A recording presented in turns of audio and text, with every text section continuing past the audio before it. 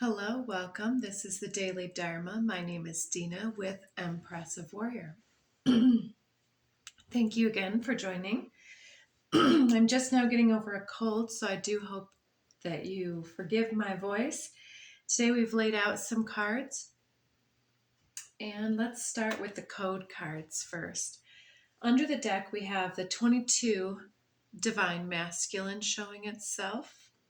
And Divine Masculine, of course, is our more assertive side, our more pointed, directed energy, trying to, it's the pursuit of wisdom, knowledge, and taking action upon our desires and our urges in a proactive way.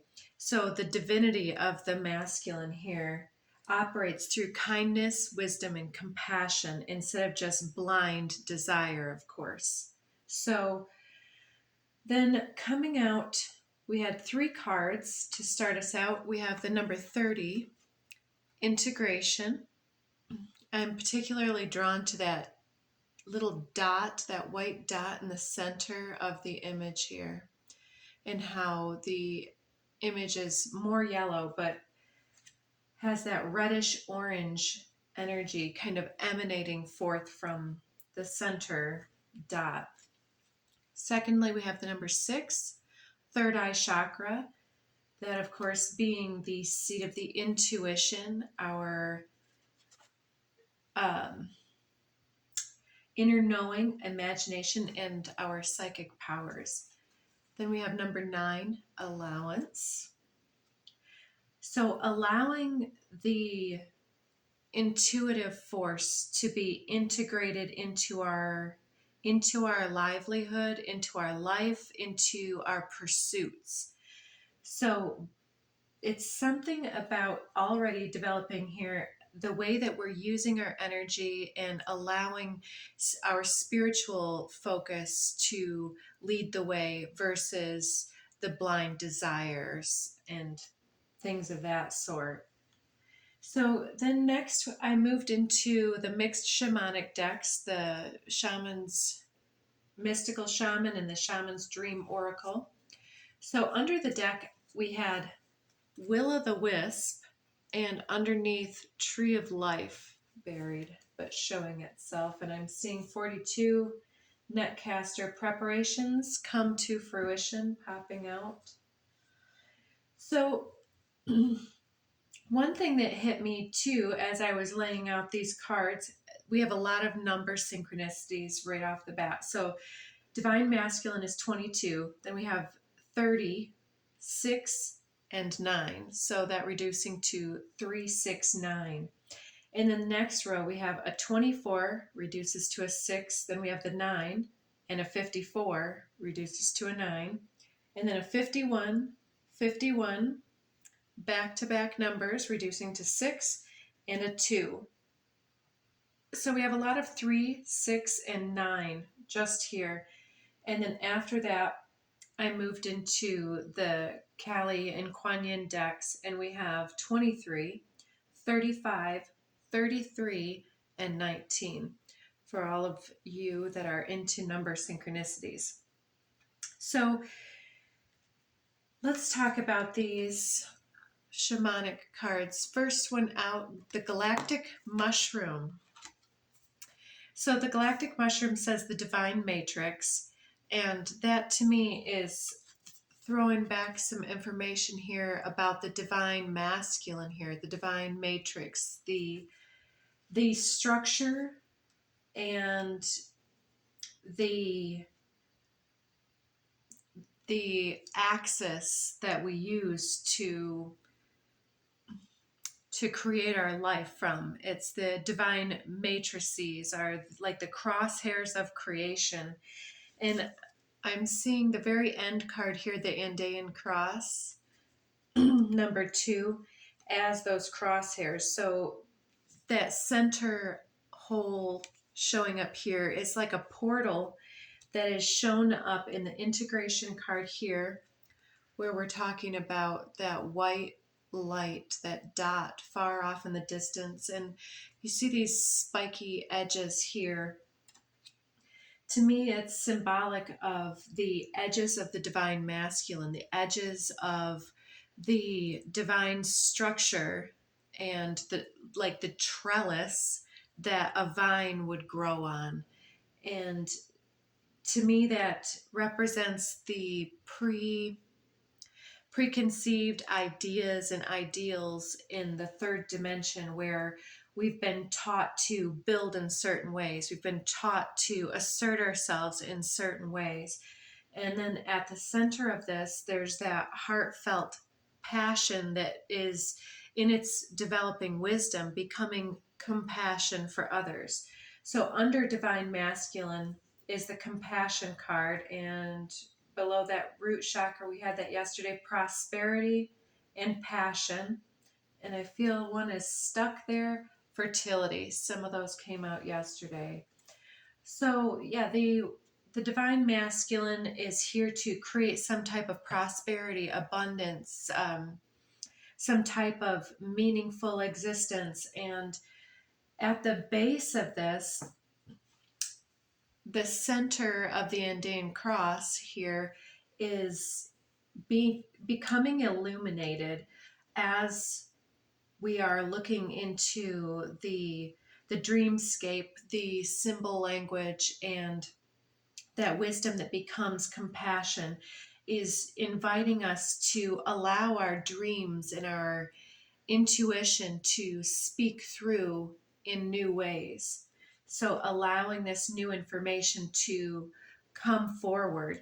And in the allowance, it's the card seems to me the softening of the edges of this integration card. So as the assertive as our assertiveness is pushing forward and gaining more and more compassion, the edges of what we believe to be real and to be reality is softening and yielding and giving way to a new self-expression, I want to say here. And so with the galactic mushroom, I'm sensing that this is, see that steam kind of, or something coming up here from the center there. It's, to me, it almost looks as though it's a volcano steaming. And to me, it's like the masculine essence, whether your gender is masculine or feminine. It's this assertive aspect within the self that is emerging and re-emerging and then sinking back into old ways. But I was seeing the leaves around this here as the jagged edges of the matrix that is showing itself around us, and then that center aspect of self being that bright light that we're falling back into our divine nature. And then I have this dances on one foot, the balancing act here. This is a moth energy, but look at that flower on the back of the head here. It was, and the two of these together as well, the galactic mushroom and this dances on one foot. Look at the color palette there, that bright yellow energy. I was hearing something about being drawn like a moth to a flame. The urge is strong to connect with this energy over here, this central energy that's emerging. And it may in your life represent two different people, different energies coming together. Just beyond dances on one foot, we have this sweat lodge. And then take a look at this figure here, and this shadow that is cast here looks like a different being than the one that's depicted in the light. It's like the shadows and the light aspects of self, because we have integration here and third eye chakra allowance. It's, and then there's more cards too talking about the difference between the sun and the moon, the light and the dark, the shadow and light aspects of the self, and being able to see through the matrix to the divinity within, even if different situations are showing up as challenges, being able to see not the silver lining, but the divinity behind everything that emerges that has something to teach us. And so it's like there's this straight and narrow pathway leading in, and then these doors are opening up. And I'm seeing this person today. I wasn't sure if it was somebody moving into this sweat lodge or moving out, but it seems as though there's a pause. We had the standstill card yesterday, and it appears directly below the card today. 52 is that number, which is the number after these two 51s, covered by the will o' the wisp, treasures hidden in the shadows. So check out that energy. It often reminds me of the Wizard of Oz, where the wizard, the great Oz, is down here, great and powerful Oz, and he's projecting this huge face as though he's some type of god. And in this projection today, I'm seeing it being more like projecting yourself forward in maybe some type of astral or some type of dreamscape, where, or even in the material, where you're saying, oh, well, when I grow up, I want to do this, this, and this with my life. I want to be this way and this way. I never want to be like my mother, father, or something, or I do want to really be like this other individual who I admire. And it's like that projection of self and walking towards that day after day, like the moth towards the flame, but the flame can ultimately burn us, right? So it's something about ambitions and the shadow that's cast forward from the blind pursuit of our passions and our desires without the compassionate wisdom that is meant to come from that.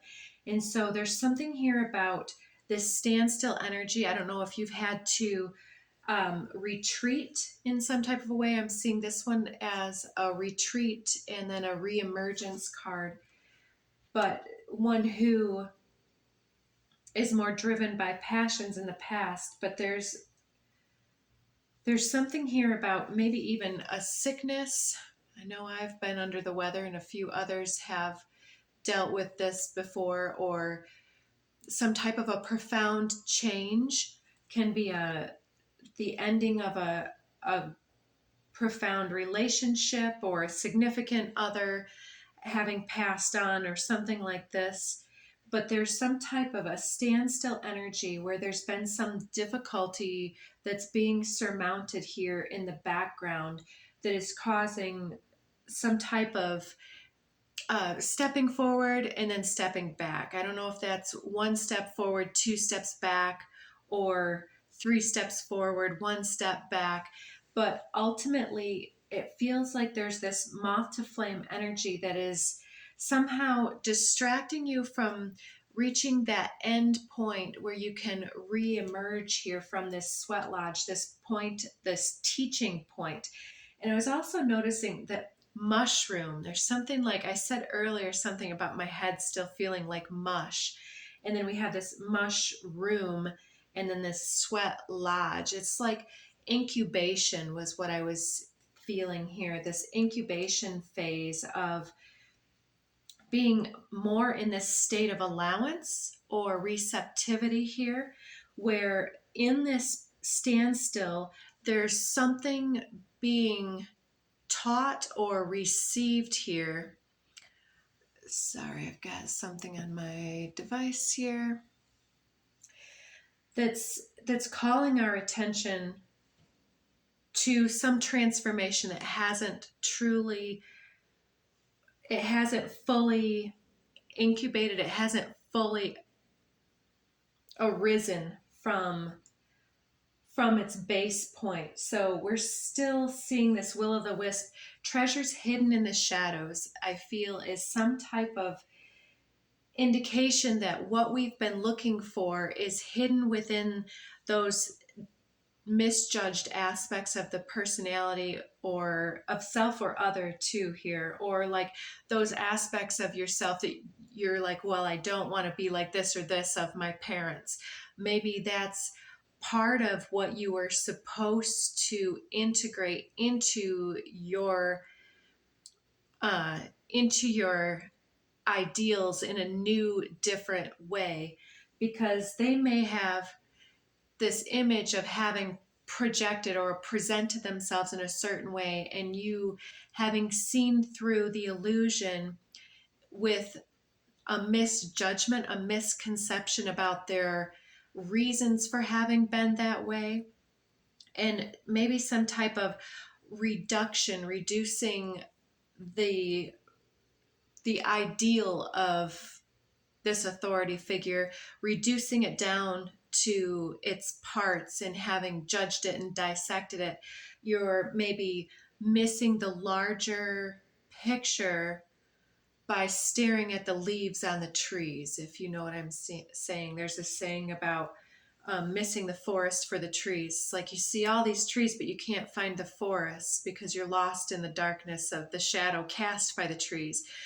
But ultimately you're in the thick of the forest. That's why you can't see it and perceive it, because you're in it, if that makes sense. So you can't perceive the greatness of your parents when you're within the home. You take it for granted, and oh well, these rules are terrible, and things like that. But there's something here coming through about this profound change, this sweat lodge point where you're meant to allow yourself to re-envision these dreams and yourself in this point of becoming, and to reintegrate your intuitive knowing about something very profound.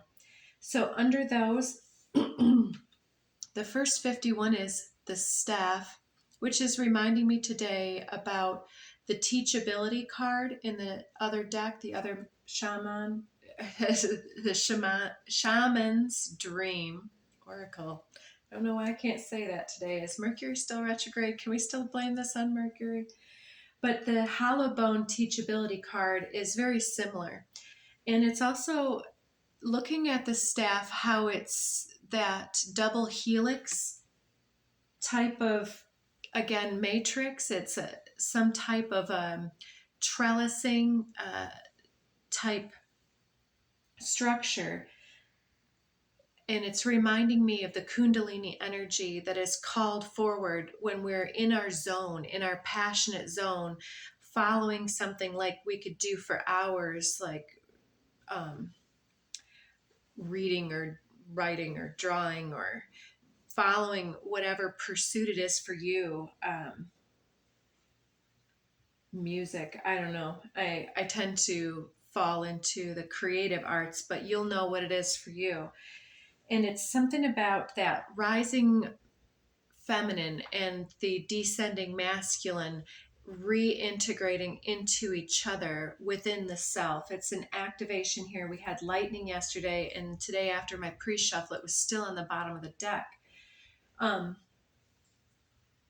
So the staff is something about gaining the backbone, gaining the momentum, gaining the courage and the insight to stand up for what it is that you truly want and need and desire in this lifetime, and not to be dissuaded by the examples of others, or to lose yourself for losing, like to find yourself always thinking poorly about how far you haven't come, and thus kind of telling yourself that you are still failing and not succeeding.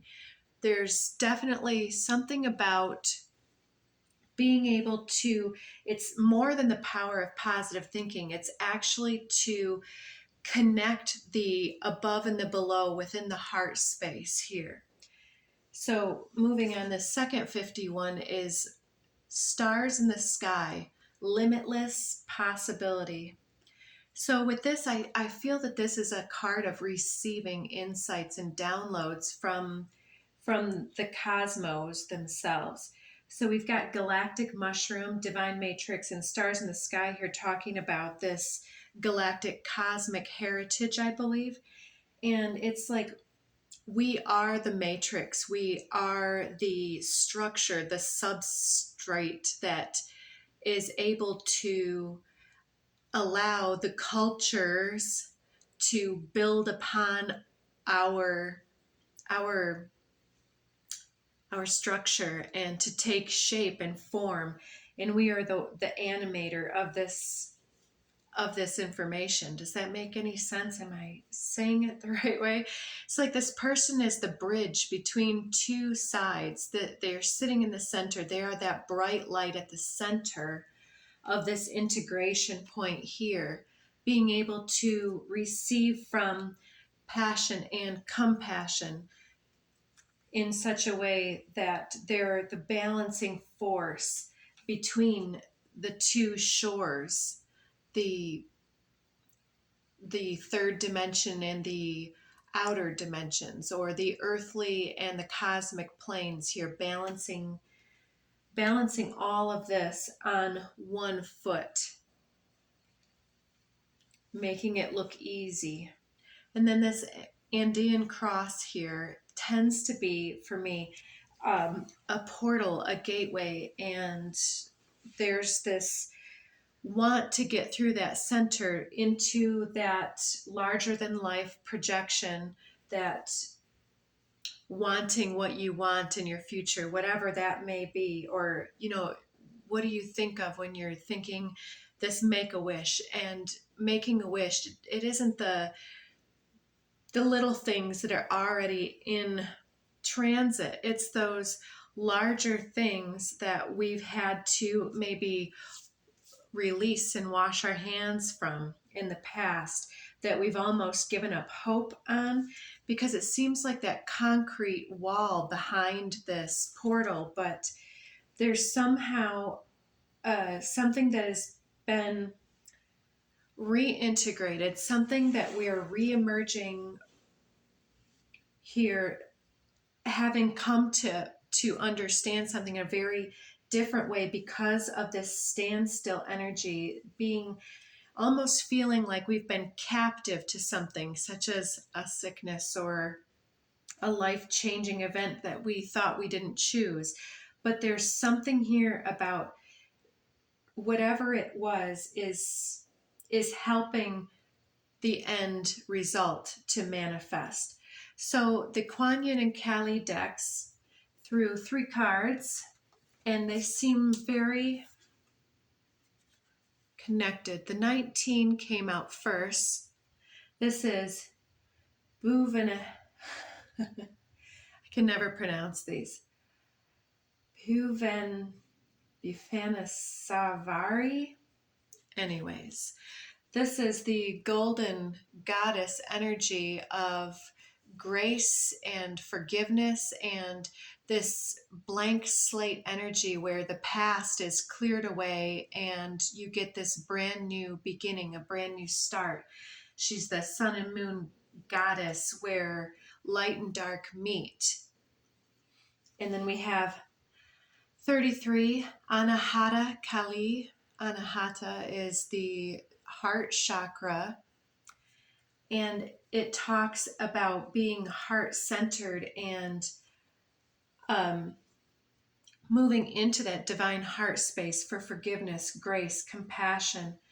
And then we have this 35, Kalika Tantrika, and this feminine energy standing over the masculine, reminding me of the Osiris fables where she had to put her mate back together again, but I'm sure that's not what's being depicted here. But it seems like the integration of the masculine and feminine here. We've got in this row this Kalika Tantrika talking about the tantric passionate union of masculine and feminine, and the compassion rising over the aspect of passionate abandon here. And then we've got this divine masculine operating the assertive nature through wisdom, kindness, and compassion. And then we have the staff card with that twisted double helix here. So there's some type of energy that's really emerging from the heart space here, helping us to balance something that has been almost overlooked, like the forest that we're immersed within. Maybe we're immersed in something that keeps us captive, or immersed in negative thinking that tells us that we cannot get what we came here to present and manifest or something. And under the deck here we have the radiant moon of compassion, and then below that the yin empress is showing herself. So there's a lot of feminine goddess energy here that is like the feminine energy harnessing the urge to take action before it's so-called too late, and having this pause on the journey so that we can reconnect with our intuition. So if you've been in this standstill energy, there's some type of reassessment of how we are immersed in the throes of some type of a process where we're overlooking something that is so innate to our personality that we may have judged as shadow aspect of ourself, but is actually part of the golden key to our salvation and to our release from this sweat lodge. It's like we've been sweating the small stuff when it was more to do with the overall, like something like we're already at the end point or something. So to save time, I'm just going to read the one that flipped up here, number 65. The ancient masters didn't try to educate the people, but kindly taught them to not know. When they think that they know the answers, people are difficult to guide. When they know that they don't know, people can find their own way. If you want to learn how to govern, avoid being clever or rich. The simplest pattern is the clearest. Content with an ordinary life, you can show all people the way back to their own nature. So you're probably some type of a way shower in some type of a way, and you've been trying to be more profound and to project something larger than life, but it's been unnecessary. And under the deck here, 62, the Tao is the center of the universe, this integration point. Oh, beautiful. The good man's treasure, the bad man's refuge. The treasures are hidden in the shadows. Honors can be bought with fine words. Respect can be won with good deeds. But the Tao is beyond all value, and no one can achieve it. Thus, when a new leader is chosen, don't offer to help them with your wealth or your expertise. Offer instead to teach him about the Tao. Why did the ancient masters esteem the Tao? Because being one with the Tao, when you seek, you find. And when you make a mistake, you're forgiven. That is why everybody loves it. So there's something here maybe about you're greatly loved and appreciated and regarded, and perhaps you've lost your way trying to be more than you are, and this may even create some type of a rift between yourself and other individuals, where instead of just being in your heart space for yourself and for others, you're still trying to be the teacher here. And there's something here about teaching them instead about the Tao so that they can integrate their own energies, so that they can do their own journey and create their own symbols from whatever it is that you're conveying. So I think I'll just take one last card here. We're running out of time. I do appreciate you guys being along for the ride. Let's see. Under the deck, interesting, 36, the cross. Maybe something to do with religion or religious upbringing here. And then flying out, we had upright these storks with the nest. And I was thinking that galactic mushroom is very much like a rebirth card. And then under the deck, we have the divine masculine in his mature sensual form, his passions. And then we have the mice, the pests of this deck. And so for many, because we have divine masculine here, it's like the masculine has this urge to nest, to create something secure, money, wealth, a real home, or something like that, something secure, a touch point, a home. And they've kind of perhaps lost themselves in their pursuits and in their image and in their presentation, and different pests or